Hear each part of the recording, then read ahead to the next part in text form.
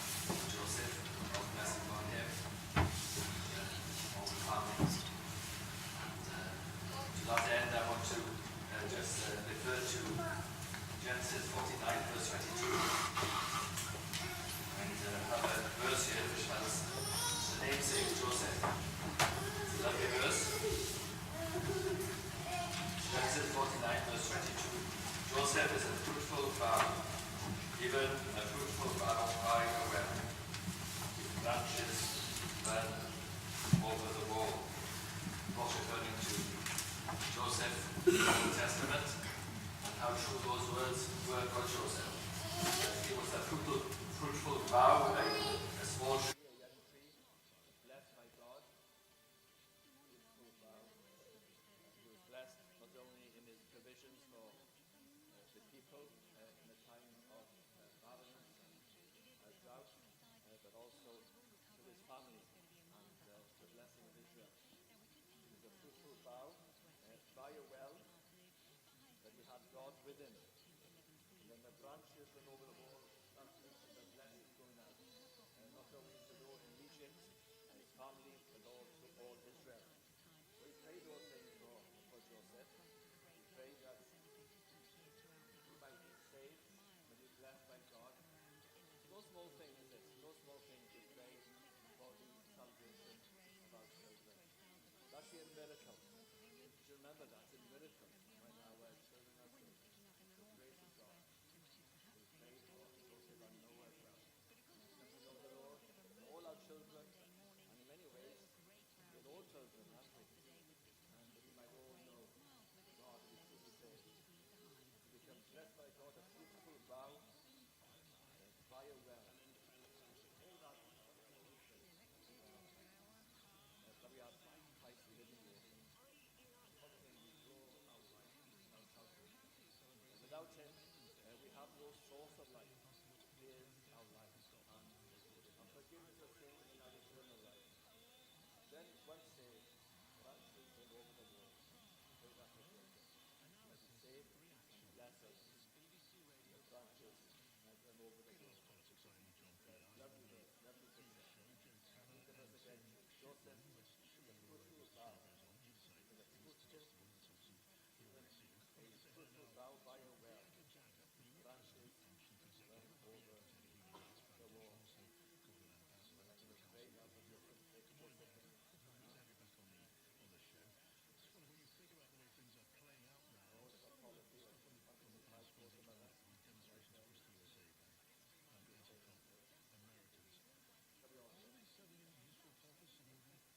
Father, now God, the blessing of God upon this family.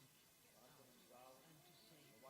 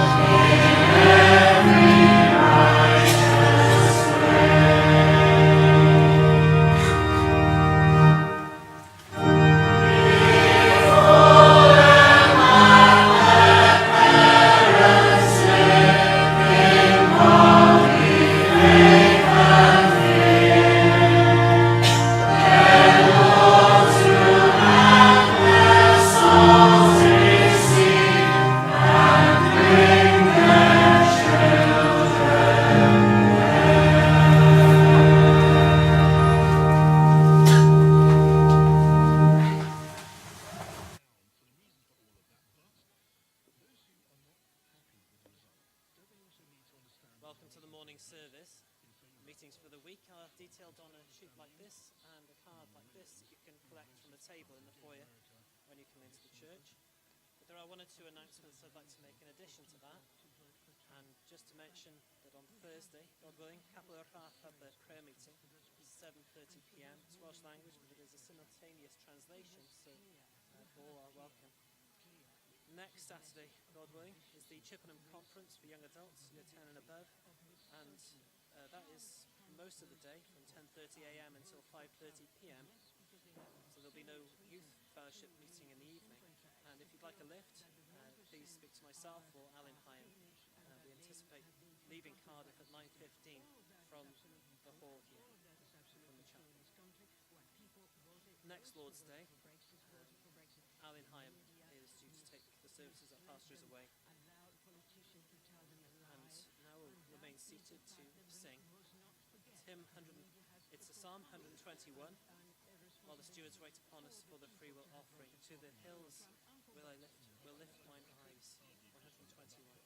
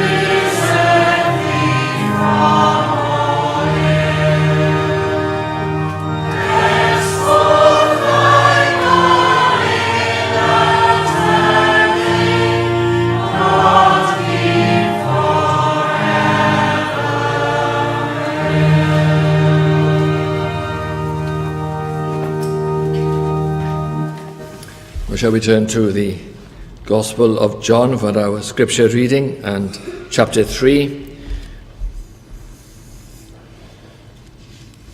Gospel of John chapter 3 and from verse 1 to 21. John 3 verse 1. There was a man of the Pharisees named Nicodemus, a ruler of the Jews. The same came to Jesus by night and said unto him, Rabbi, we know that thou art a teacher come from God, for no man can do these miracles that thou doest except God be with him. Jesus answered and said unto him, Verily, verily, I say unto thee, except a man be born again, he cannot see the kingdom of God. Nicodemus saith unto him, How can a man be born when he is old? Can he enter the second time into his mother's womb and be born? Jesus answered, Verily, verily, I say unto thee, except a man be born of water and of the Spirit, he cannot enter into the kingdom of God. That which is born of the flesh is flesh, and that which is born of the Spirit is spirit. Marvel not that I said unto thee, Ye must be born again. The wind bloweth where it listeth, and thou hearest the sound thereof, but canst not tell whence it cometh, and whither it goeth. So is everyone that is born of the Spirit. Nicodemus answered and said unto him, How can these things be? Jesus answered and said unto him, Art thou a master of Israel, and knowest not these things? Verily, verily, I say unto thee, we speak that we do know, and testify that we have seen, and ye receive not our witness. If I have told you earthly things, and ye believe not, how shall ye believe, if I tell you of heavenly things? And no man hath ascended up to heaven, but he that came down from heaven, even the Son of Man, which is in heaven. And as Moses lifted up the serpent in the wilderness, even so must the Son of Man be lifted up, that whosoever believeth in him should not perish, but have eternal life. For God so loved the world that he gave his only begotten Son, that whosoever believeth in him should not perish, but have everlasting life. For God sent not his Son into the world to condemn the world, but that the world through him might be saved. He that believeth on him is not condemned, but he that believeth not is condemned already, because he hath not believed in the name of the only begotten Son of God. And this is the condemnation, that light is come into the world, and men love darkness rather than light, because their deeds were evil. For every one that doeth evil hateth the light, neither cometh to the light, lest his deeds should be reproved. But he that doeth truth cometh to the light, that his deeds may be made manifest, that they are wrought in God. Amen. May the Lord bless that reading of his holy word. I will sing hymn number 260 with this Remembrance Sunday in mind. And after we've sung this hymn, there will be a 2-minute silence. Remain standing for 2 minutes, and then I will pray after the 2 minutes silence. So hymn 260, we stand, Our God, our help in ages past. Shall we stand to sing hymn number 260? Yes.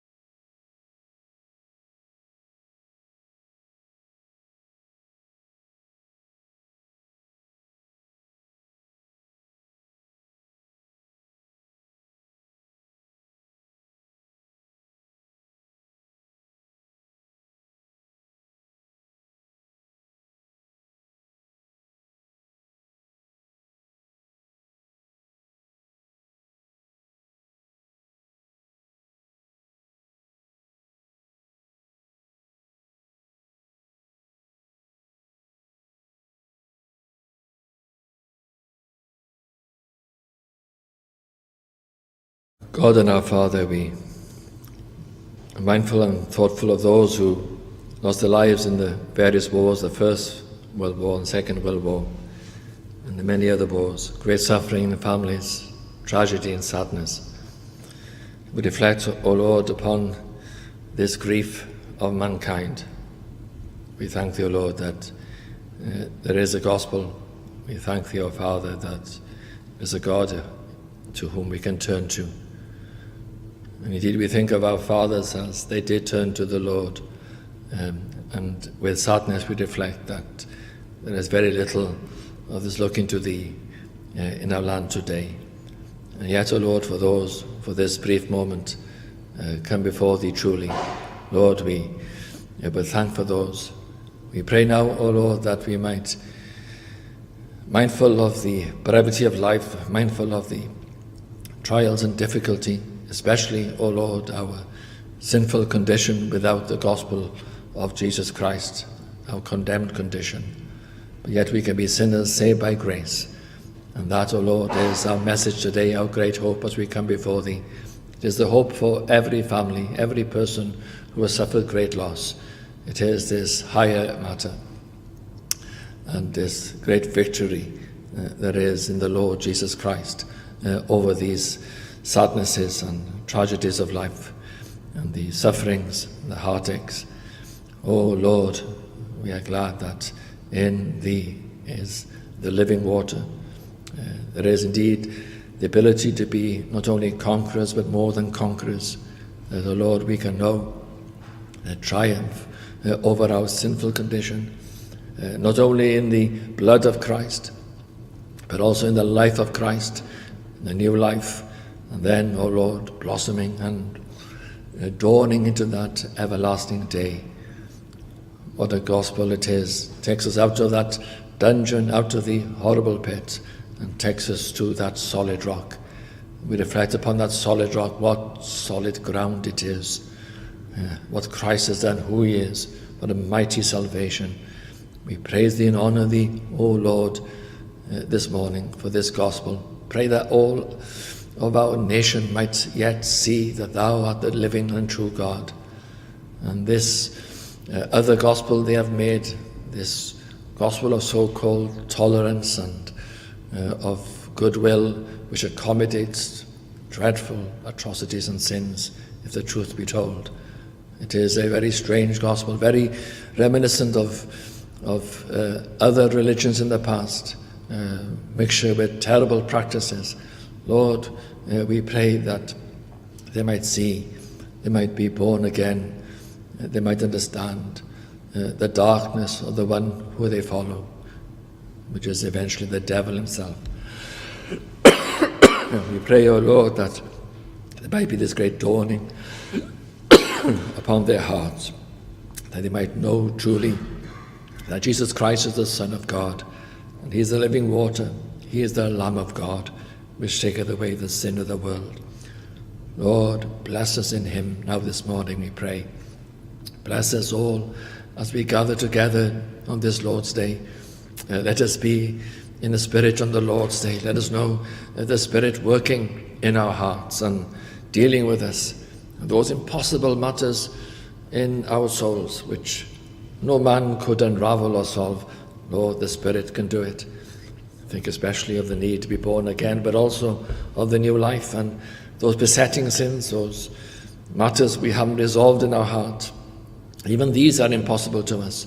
Lord, we pray, come and put Thy hand upon us. Open our eyes, O Lord, to the need of our soul. Help us to lay hold on these things and hold on to them with great strength by Thy grace. Lord, hear our prayers now. We come together on what is always an important day. This is an important day for our souls, and we ask that we might take hold of the things of God. And as our Saviour said a few times in our reading there this morning, verily, verily, in truth, truly, truly, amen, amen. And then to bring these most important matters for us to take heed and pay attention to this most important statement of our Saviour, these great truths of the Scriptures. Hear our prayers now, O Lord. Help us at our point of need. Strengthen us, O Lord, when we faint within. Strengthen us, O Lord, when we fall into sin. If we are the Lord's, that we might do two things. We might remember the blood, and also we might press on in the things of Christ and new life, and not look back, but press on and to look to our Saviour. Lord, give us these strong, robust Christian spirits, we pray, but also shall broken and humbled by the gospel and the grace of God. Hear our prayers now. We pray them through our Saviour, the Lord Jesus Christ. Amen.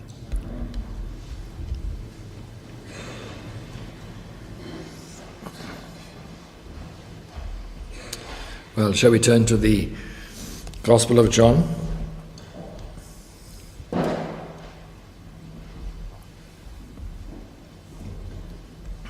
And chapter 3.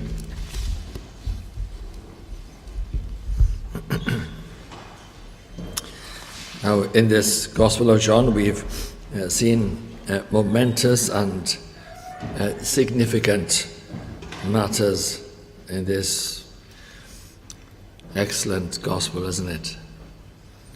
Momentous, significant things. In the first chapter, we read of the Word, who is the Lord Jesus Christ, this illustration of Christ, the Word. A remarkable way of speaking of Christ, who was the expression and communication of God the Father. As we have words coming from our inner being, Christ went forth on God the Father. He is the expression and the communication of God the Father. And then we read, the Word was made flesh and dwelt among us. And he was born in Bethlehem, Jesus of Nazareth. We also read of John the Baptist, who was not the Word, but was the voice, as he called himself, the instrument of God to declare Jesus Christ. We remember him declaring those tremendous gospel statements. Behold the Lamb of God, which taketh away the sin of the world. Then in the second chapter, we saw the first miracle of Christ, the wedding in Cana of Galilee, as our Saviour turned water into wine, that remarkable miracle. In the same chapter, we saw the beginning of his public ministry. He cleansed the temple of those who profaned his Father's house, made a scourge out of cords, drove out the merchants and the animals, a remarkable scene of the indignation of Christ. And when the Jewish leaders challenged him, there he prophesied of his death and resurrection.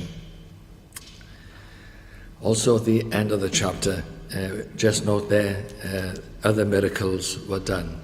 So remarkable things were happening. And then we come to this third chapter, and this meeting with Nicodemus. We're so familiar with this chapter, and perhaps because of that we miss the significance of it. Here is a great theological statement, the beginning of the gospel, great gospel truth for us to take note of. Indeed, Christ says, verily, verily, truly, truly. Amen, amen. Listen to this.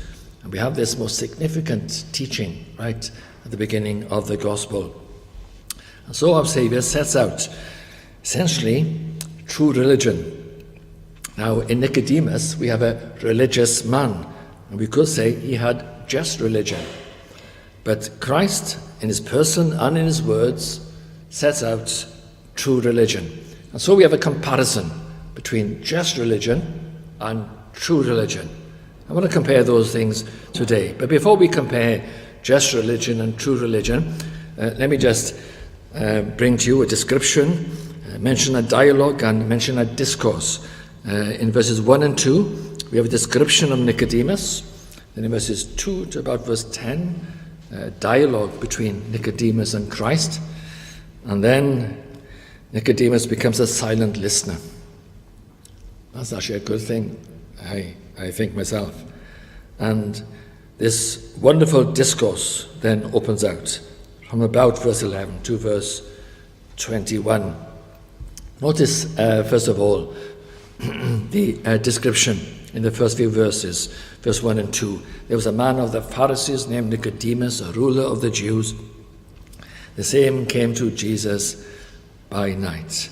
We learn here he was a Pharisee, and with this description, a ruler of the Jews he was a scribe, a teacher, a preacher to the people, and probably a member of the Sanhedrin. So quite a significant person.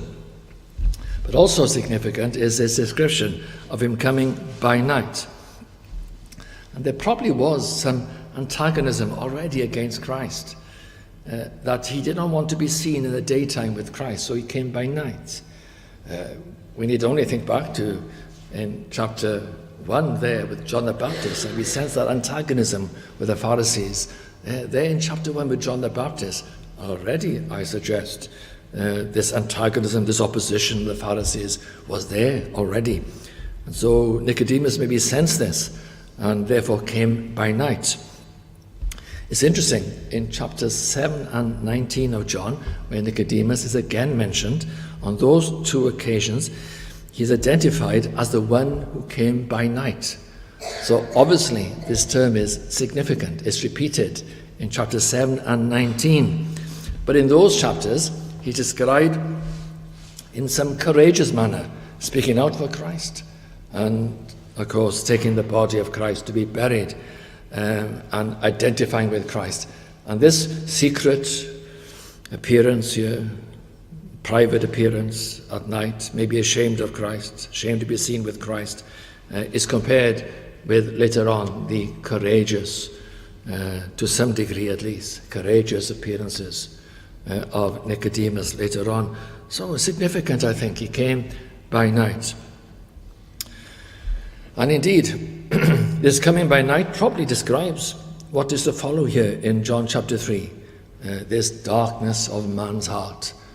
I know it's just a fact, he came by night, but it is symbolic, really, of the darkness, as we shall see in a moment, the darkness of his religious heart.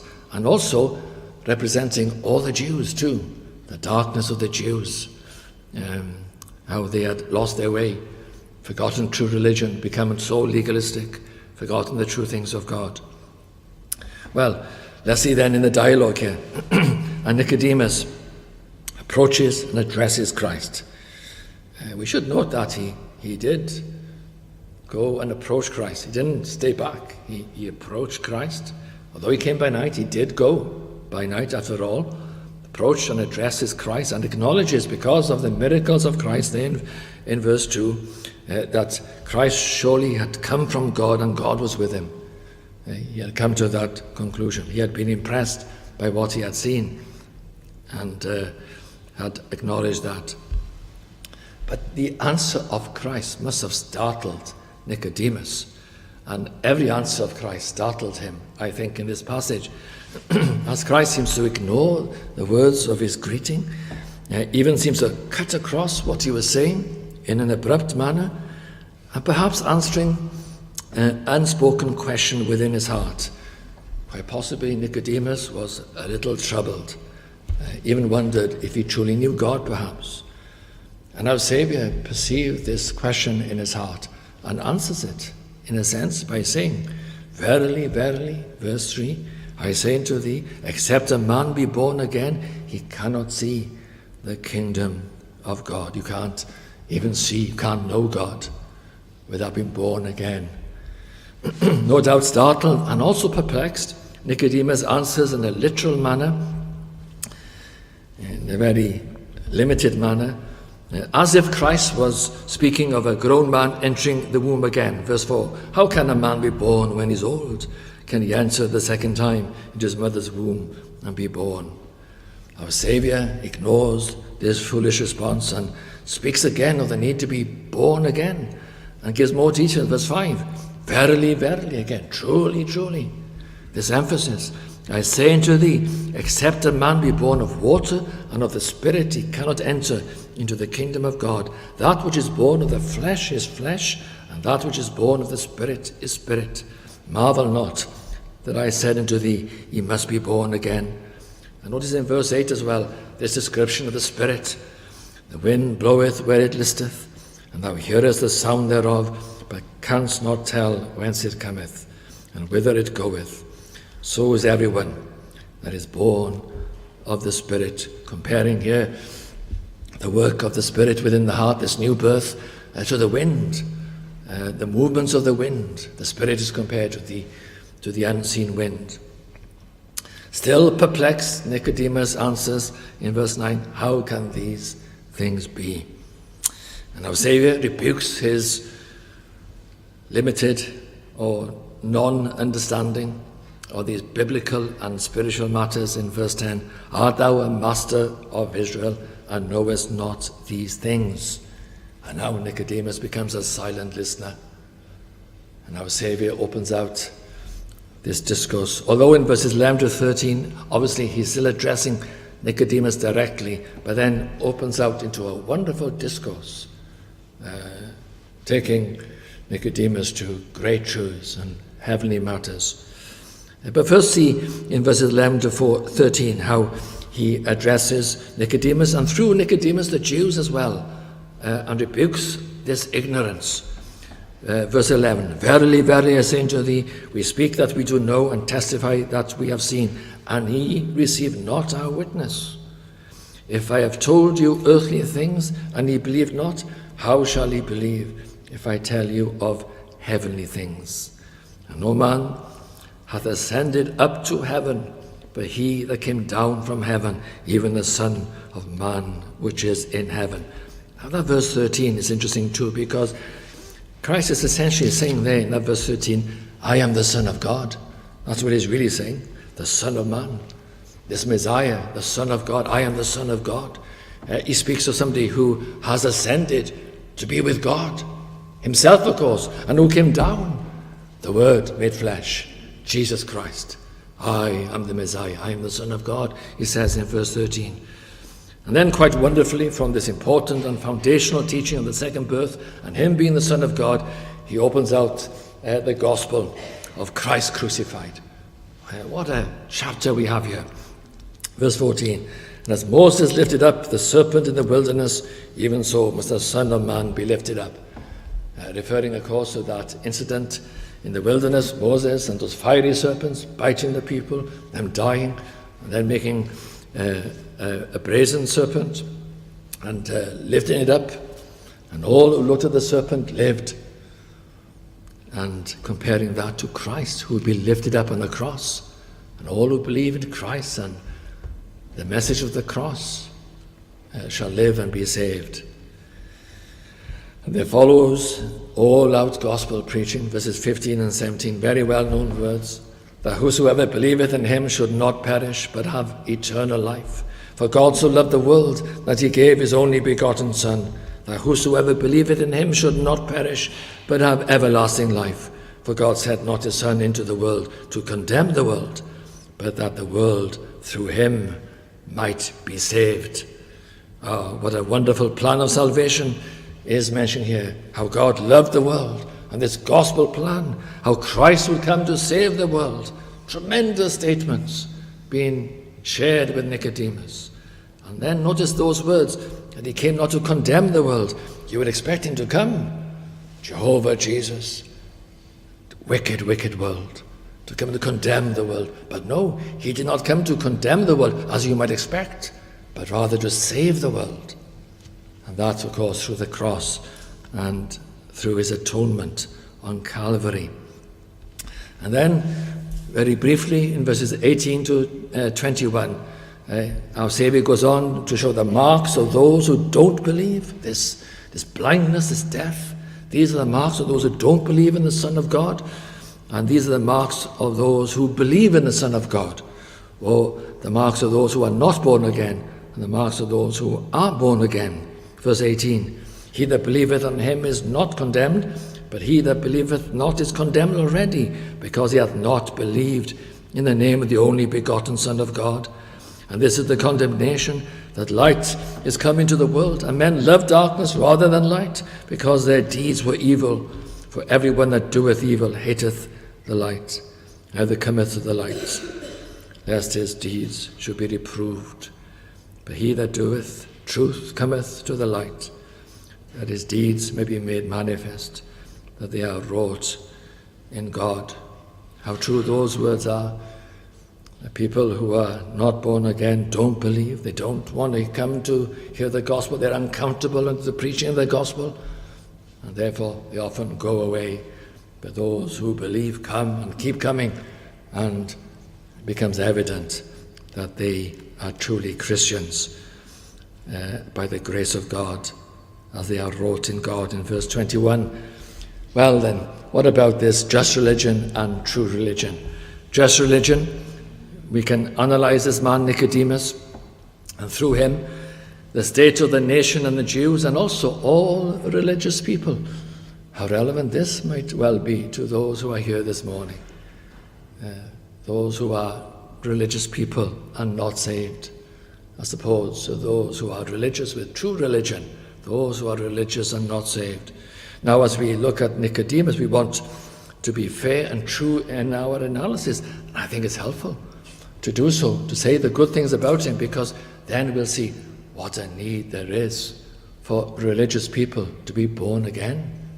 And we see he was indeed, in many ways, the best of religious people. He was not like the other Pharisees who opposed Christ. Many good things about him. We probably would have said, this man, he was a Christian before he was a Christian. He was courteous and respectful in all he said about Jesus Christ. Already we would say, this man is a Christian. To some degree, he was a thoughtful man. He had reflected on the miracles and the words of Christ, and saw in them the marks of God. Although, of course, we shall see in a moment, it was all very limited. Also, we can faintly detect in him a seeking of God, or a seeking of something.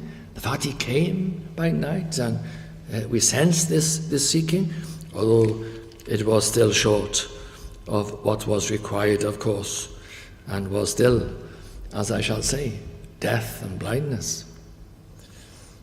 It does seem also he was honest in all that he said, and honesty is so important. Honesty with yourself and honesty with God. Without that, there's nothing really. And this man does show that in his responses to Christ. All his responses are honest. There's no acting or pretending here. They're honest answers. And we note that, don't we? We should also acknowledge, as ruler of the Jews, a scribe and a Pharisee, a preacher, he would have known the scriptures. And all those things are good things in as far as they go. We don't speak against those things per se, in as far as they go. Of course, in the right context, they are life. But without life, they're all empty. Very clearly, though, our Saviour condemns his ability to understand the Scriptures. Look at verse 10. Art thou a master of Israel, and knowest not these things? See, whenever our Saviour here spoke of spiritual matters, drawing on principles that he should have known about from the Scriptures, heart religion. See, the Old Testament is full of heart religion. It's all there. But Nicodemus was blind to it and did not learn from it. And when Christ spoke of spiritual matters, which of course would be expounded in the New Testament, but was also found in the Old Testament, Nicodemus saw nothing.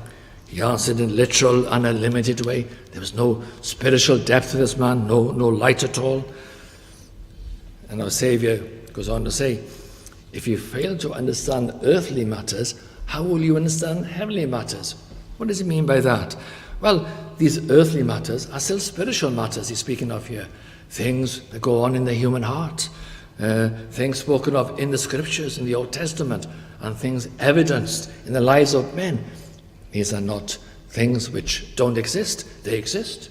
In every church, there are those who are born again. There are those who are not born again. And hence, these things are evidence. You see in some the marks of not being born again. You see in others the marks of being born again. These are not secret things.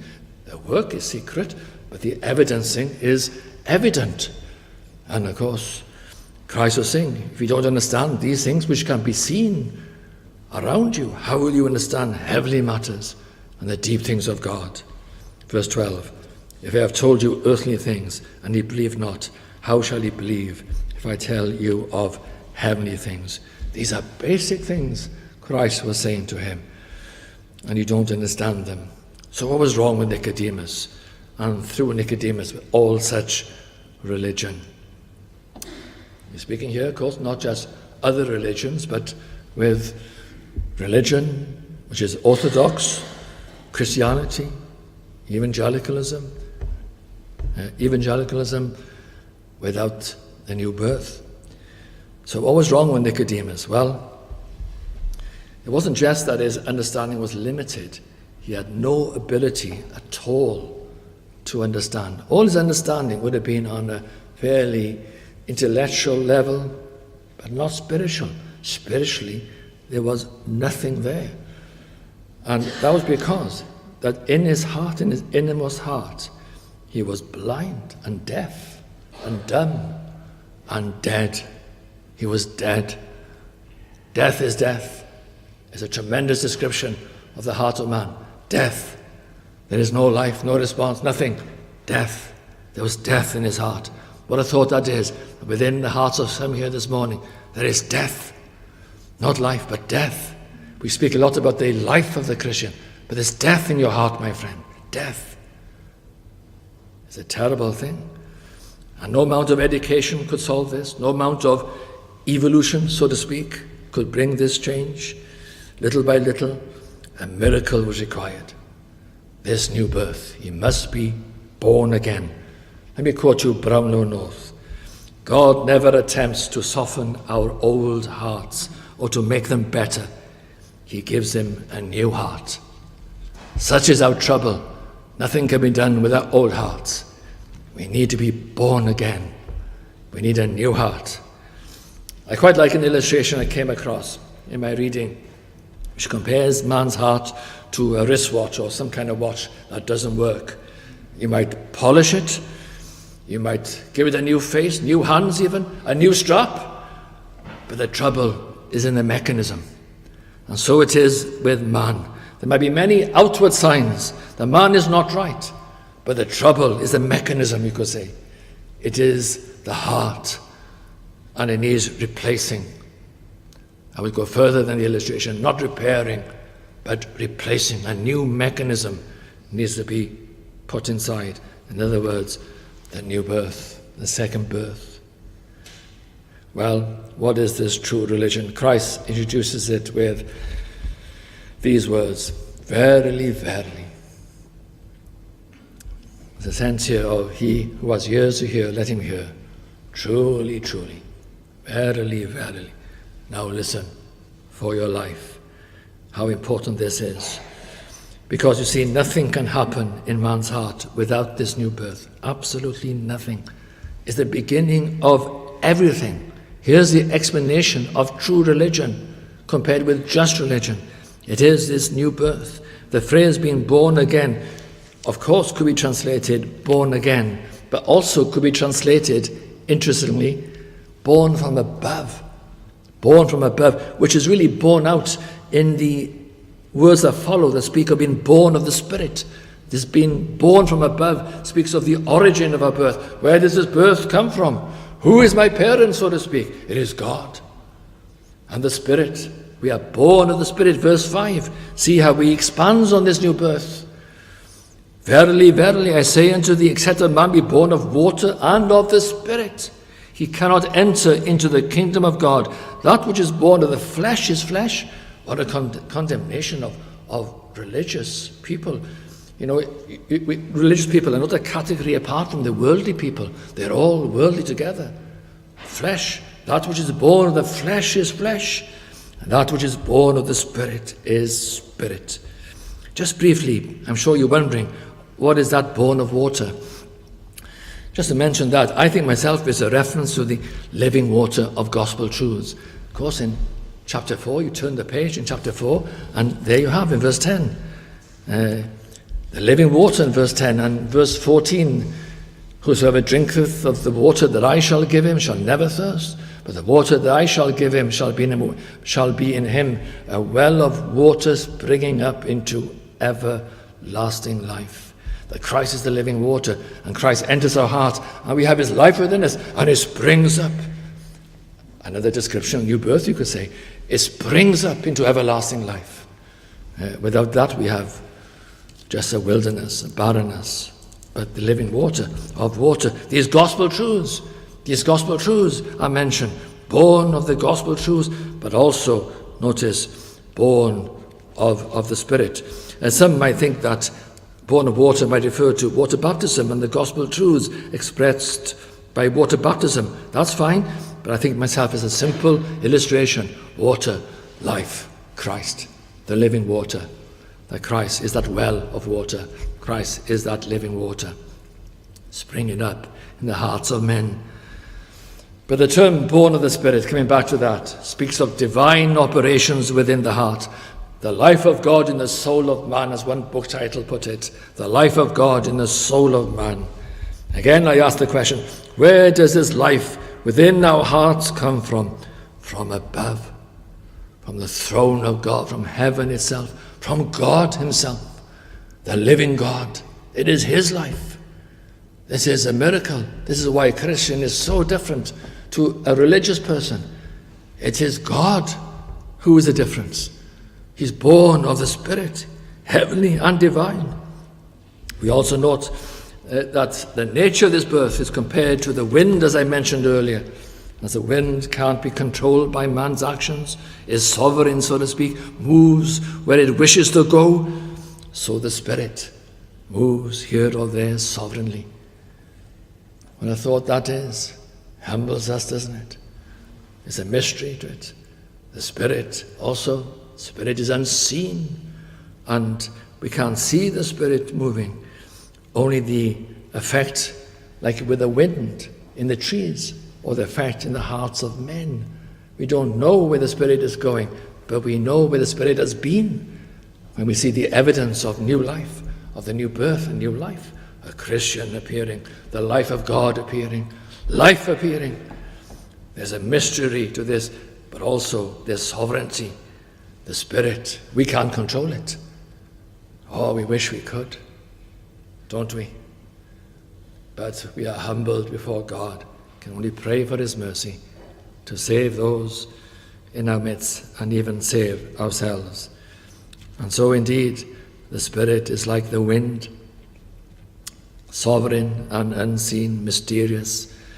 And this is the beginning of everything. When a man is born again, it all begins from there. Implied, not mentioned explicitly in these verses, is the sense of sin. And if you went there to that verse 14, why would you want a crucified Christ lifted up? Because men have been bitten by sin. And implied here, there is a sense of sin, and this sense of sin comes with a new birth. God is holy. It's the Holy Spirit. One of the first marks is there's anxiety, there's anxiousness, there's concern. I'm a sinner and I'm clean. Somebody has come into your heart who is holy, and straight away there's a response. Woe is me, I am undone, I'm a sinner. But then, of course, in the same movement, a Saviour is presented, a Saviour of sinners. And there you have, in this chapter, it's all laid out before you. The new birth, and then the gospel. It's all here before you. What a good and a helpful chapter it is. New birth, then wonderful gospel truths. Verse 15, whosoever believeth in him shall not perish, but have eternal life.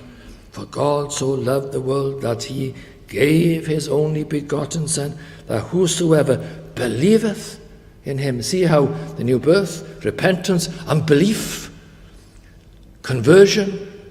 The man is saved, he believes in Christ. These are the marks of new birth. He believes in the Lord Jesus Christ.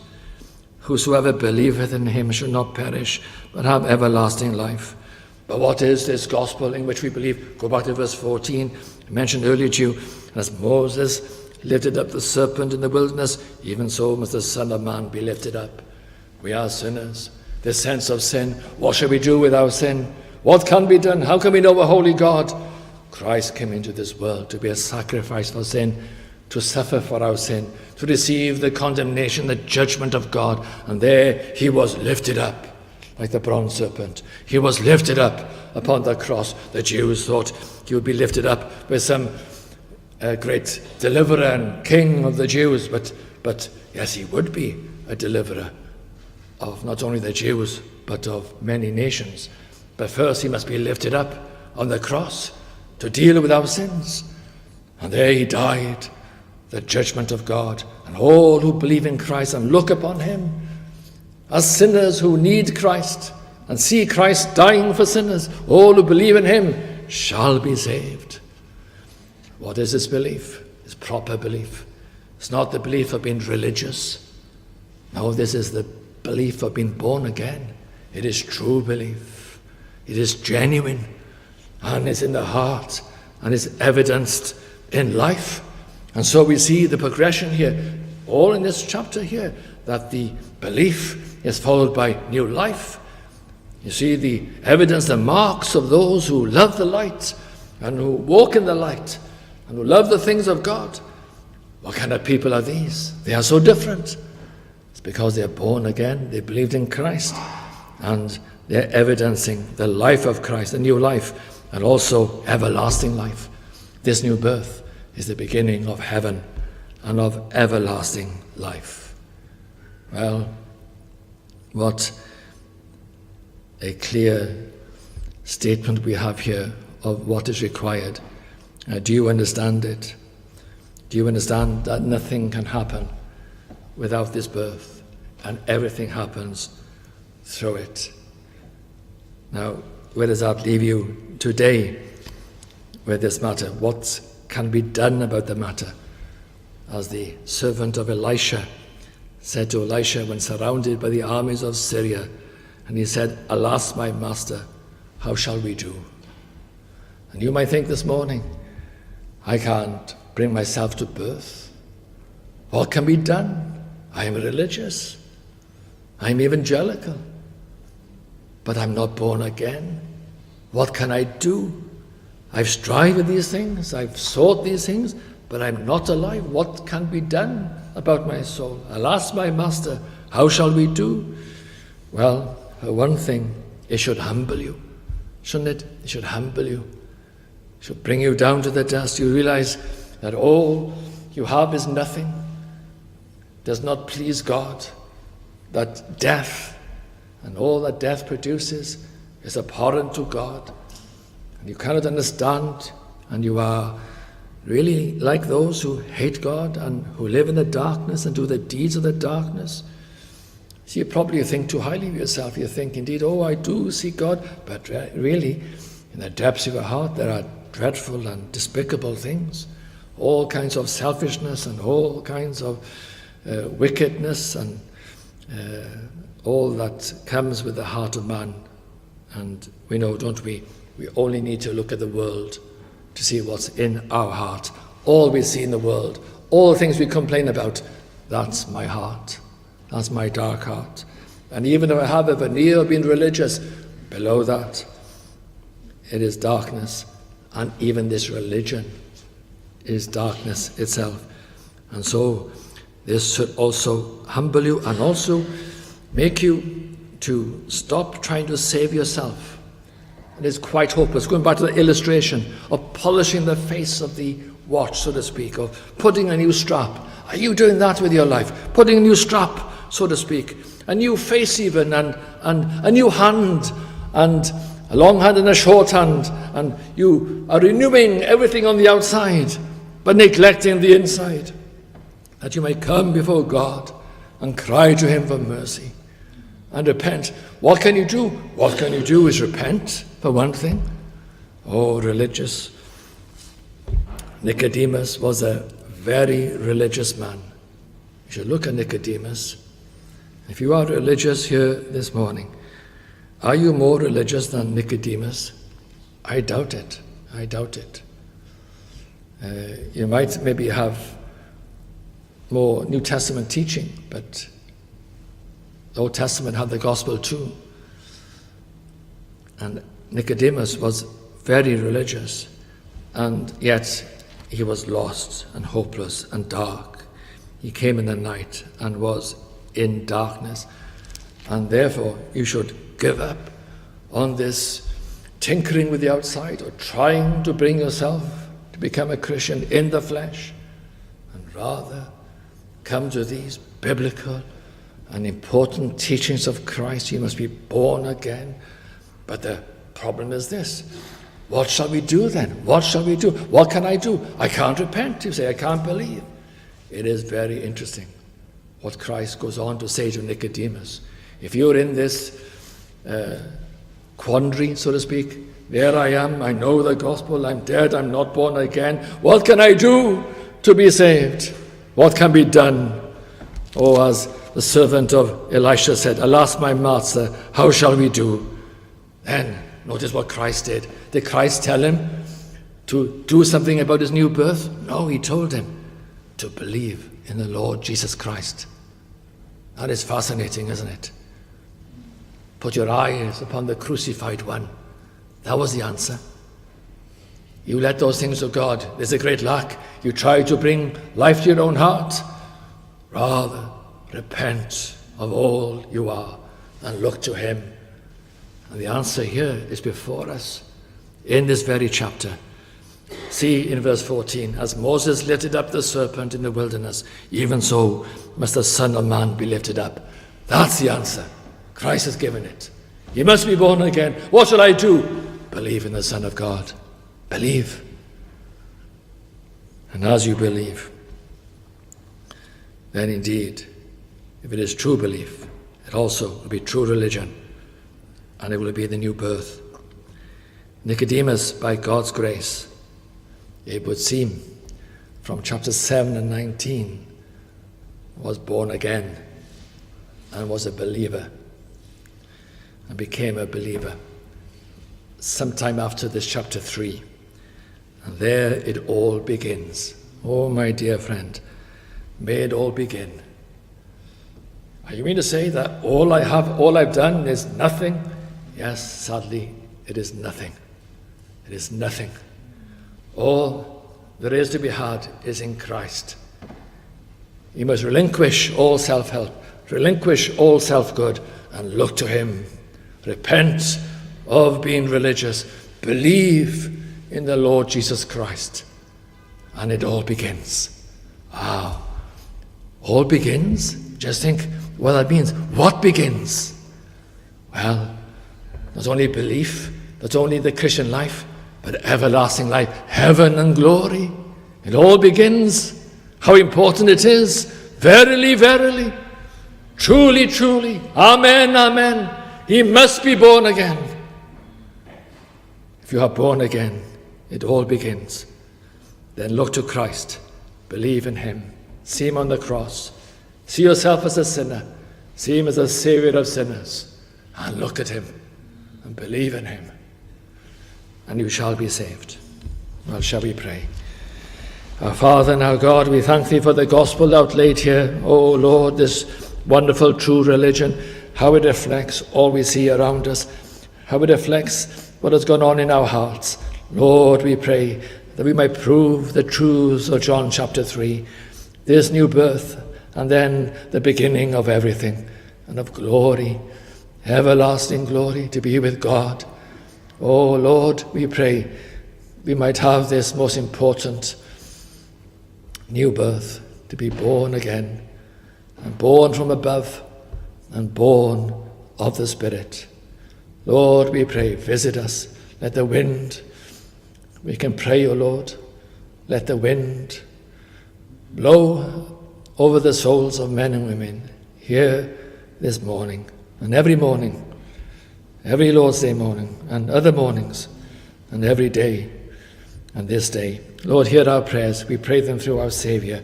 Amen.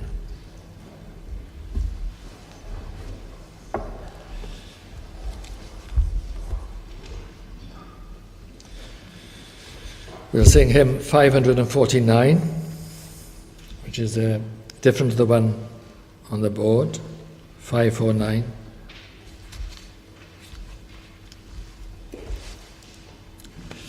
Just give me a moment to turn to it. 549, 'tis not that I did choose thee, Lord. 'Tis not that I did choose thee, for Lord, that could not be. This heart would still refuse thee, hadst thou not chosen me. Shall we stand to sing 549?